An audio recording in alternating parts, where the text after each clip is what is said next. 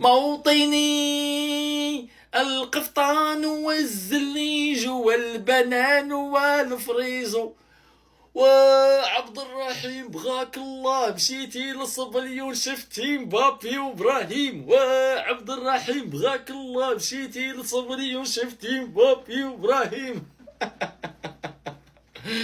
احسن استقبال في التاريخ، الاستقبال اللي دات ريال مدريد لعبد الرحيم عمرو غادي تنسى.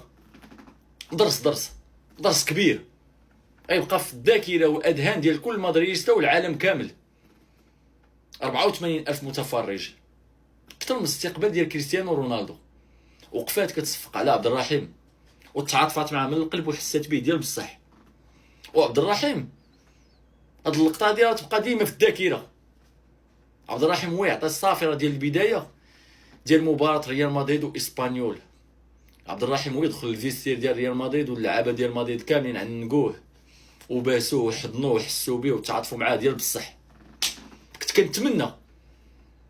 كنتمنى شي حاجه تصدر بشي فريق مغربي في حق عبد الرحيم. حتى حاجه ما تعوضوا على الفراق ديال الوالدين ديالو، حتى حاجه ما تعوضوا على الفراق ديال العائله ديالو، ولكن واحد شويه ديال الاهتمام وتشد واحد الانسان وتطبطب ليه على راسو كيحس براسو راه عايش وانسان. اليوم اسبانيا وفريق ريال مدريد عطاونا درس كبير في الحياه، قراونا وعلمونا وقالوا لنا شنو هو المعنى ديال الانسانيه. غراسياس اسبانيا، غراسياس مدريدستاس، هلا مدريد.